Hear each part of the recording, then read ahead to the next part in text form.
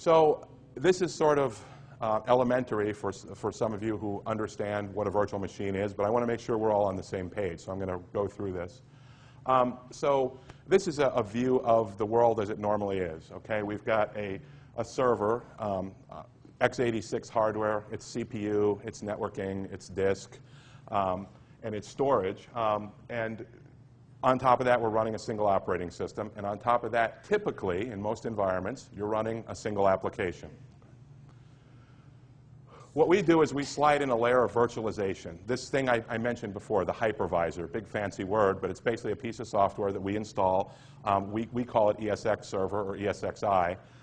Installs on the hardware that abstracts the hardware away from the operating system. So we start to take away all those dependencies on the hardware specifically, because as most of you know, with an operating system, there are specific hardware dependencies. There are device drivers and all sorts of things that rely on the hardware. Well, we abstract that out so that we can then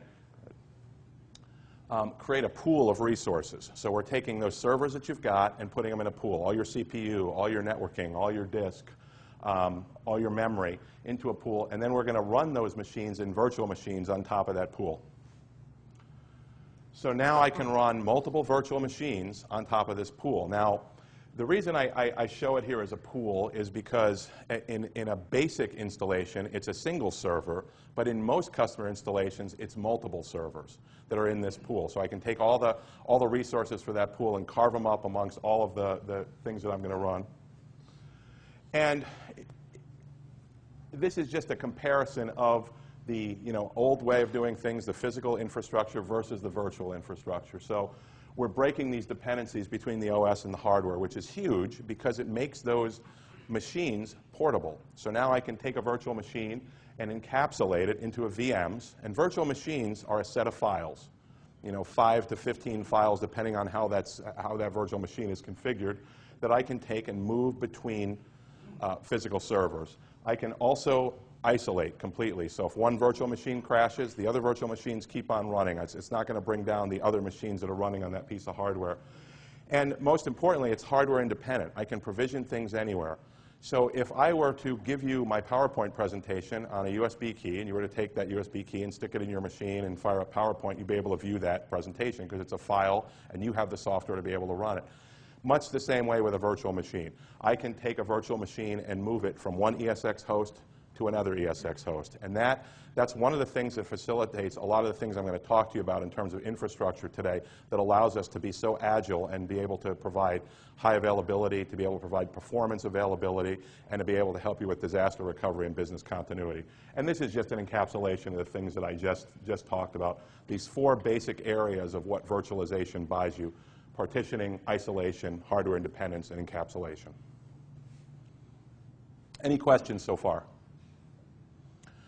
Okay, so this is a really simple diagram that shows a typical set of servers. So I've got 100 or so servers out there, and the little colored blobs indicate the general utilization on servers. What we have found after analyzing tens of thousands of customer servers is that somewhere between 5 and 15% of utilization is what most customers are seeing on their servers. John and I were talking earlier today, and he had a customer that was experiencing about 9% utilization across the board on their servers, which is very common.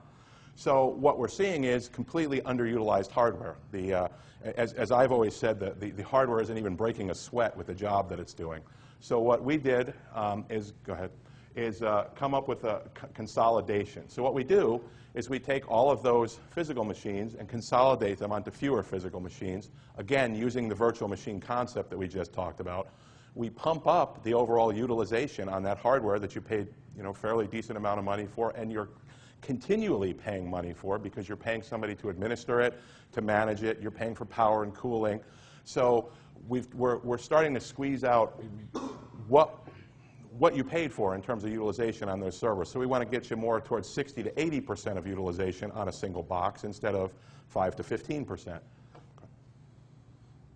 And then in terms of the automation that I talked about earlier, the management and automation, we want to do a lot in terms of optimizing your environment. Now, this is another area where we just made a huge number of announcements out of VMworld regarding some of the things that we're bringing to the table here.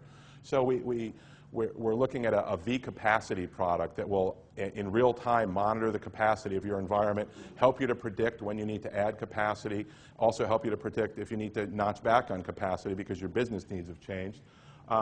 Things like a V-AppSpeed utility that will allow me to manage an application from end to end. So I can see from a user standpoint what the response time is in a particular application and see where my bottlenecks are and make tweaks in the environment automatically based on rules I set to that environment so that I can optimize that performance and meet SLAs that I might have with my customers or end users. So this is an example from an actual customer. I'm not sure what industry this particular customer was in, but you can see the before and after pictures here. So before VMware, 1,000 servers, physical servers, down to 80 physical servers. Probably running still the same 1,000 servers they were running before, but running them as virtual machines on fewer boxes. They went from direct attached storage to a tiered SAN architecture. A lot of what we do, a lot of the things that I'm going to talk to you about in terms of feature, are driven or are energized by having a SAN in place. So I can have a SAN storage and have all of my virtual machines out there on the SAN instead of all stored locally. And just went from 200 racks to 10 racks, from 400 power whips to 20 power whips, so a huge savings in the data center.